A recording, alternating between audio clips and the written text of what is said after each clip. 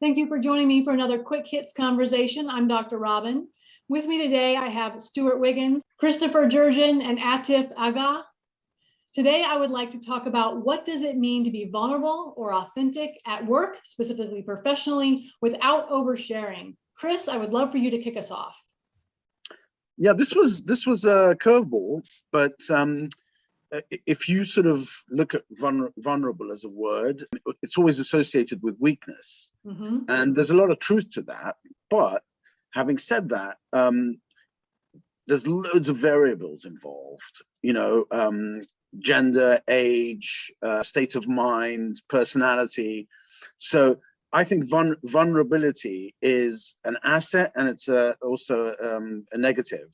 I think you have to know your audience. You have to understand who you're talking to, and that will give you sort of some gauge as to what you do. But I'm assuming this is in a professional setting. Mm-hmm. So obviously, vulnerability is going to be with respect to your abilities or your performance on the job. And I always find that I'll tell a client or a colleague what my strengths are, and these are things I'm not as good at. And if that's what you're really looking for, I'm probably not a good fit. But I think that's what gives the authenticity that you were referring to in the original question. Chris, you bring up a great point, but I would start with what are the roots of authenticity, right?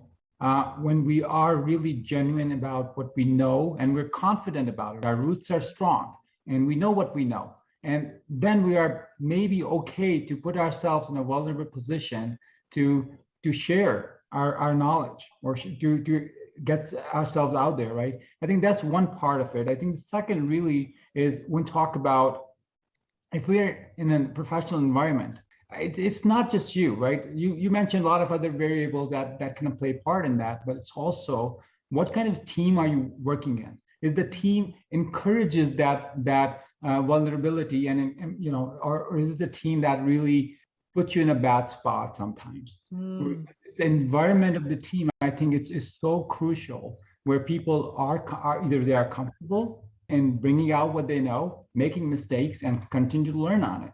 It's just that sweet spot where you overreach a little bit, but you're okay with that. I think that's the key thing about being vulnerable and still authentic at a workplace. Stewart.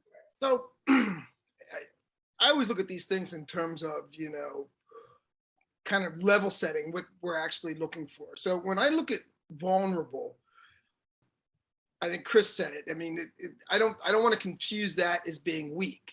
Mm-hmm. But what's happened is it really depends on, are we talking about today in 2021 or even 10 or 15 years ago, vulnerable really could have been construed as a weakness. Mm-hmm.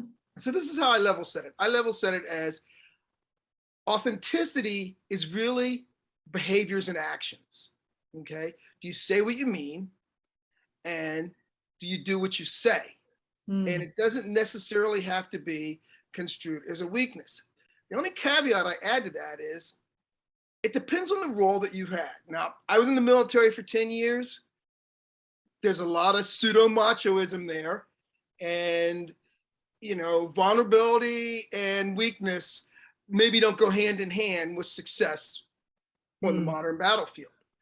And I've had senior executive level positions in corporate America.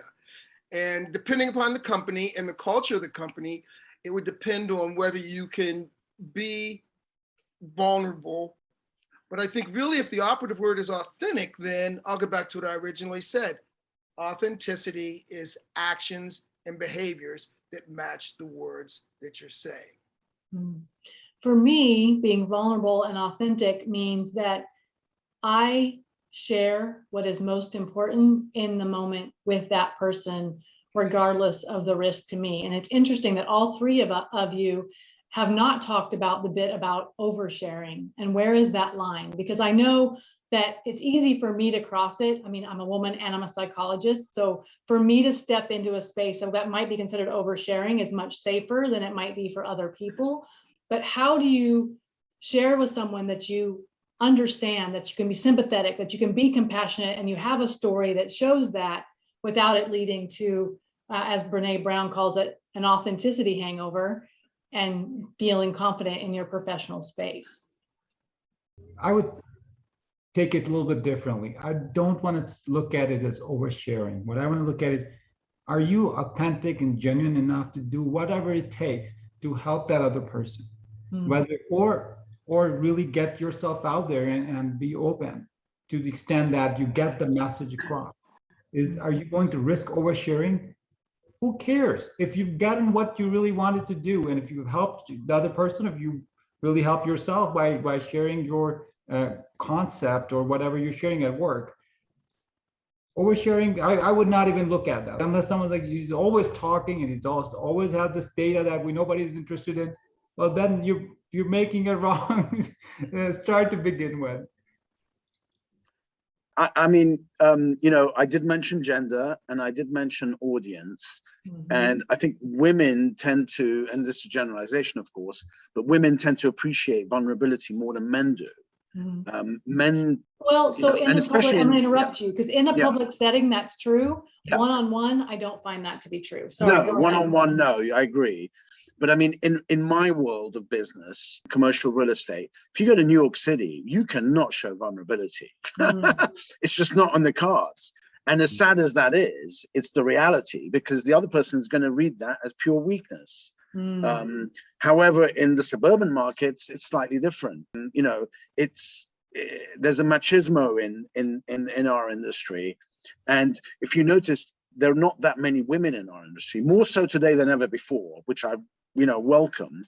But even they are tough because they have, that's the nature of the beast. But audience, I think, is the most important. You have to understand who your audience is. And, and I'm not saying play up to the audience, but you can show sufficient vulnerability to different audiences and measure this accordingly. I don't think that machismo is healthy. No, it's not. It's not. It isn't. I agree. Tailoring your message is important, right? I think what I'm reading is tailoring your message to the right audience is very important. Yeah. Stewart, did you have thoughts about that? I do, because I've been in a number of situations where I almost say it's almost like being a chameleon. And it goes back to, tailoring your message to the audience. I mean, I've been in a situation where someone on my team has died. And so I've had to display much more vulnerability to the team when I was communicating, the rest of the team when I had to communicate this death. But that's not a weakness. No. But you have to show the vulnerability that you appreciate what happened. So I think that if there's anything I've taken from this conversation so far is tailoring your behaviors and messages to the audience and almost being like a chameleon, depending upon, the people that you're dealing with. If I can How do you be a chameleon and still be authentic to yourself? What does that look like? I think all my life I've been a chameleon now. And every group I've been in, every person I've approached, I'll give you an example. So as an African-American male, if I am trying to get the message across or communicate with people that are actually working in the warehouse, then my communication is going to be different than if I'm talking to executives in the boardroom. That doesn't mean I'm not being authentic. It's just that I'm tailoring my message to the people I'm communicating with. Meet people where they are. Exactly right. So being aware of where they are. So to me, it's just a matter of, understanding your audience again, and having to be able to communicate on a level that your audience understands. That's not being inauthentic. That's just and that's not being inauthentic to yourself. That's just understanding and adapting to the environment. It resonates a lot with emotional intelligence, right? It's your core still should stay the same, but you're really talking about how do you connect better with the audience that you're in. Well, that is our 10 minutes. I'm going to have to stop our conversation there. Thank you so much for having it with me. I appreciate it, and I look forward to doing it again. Thank you.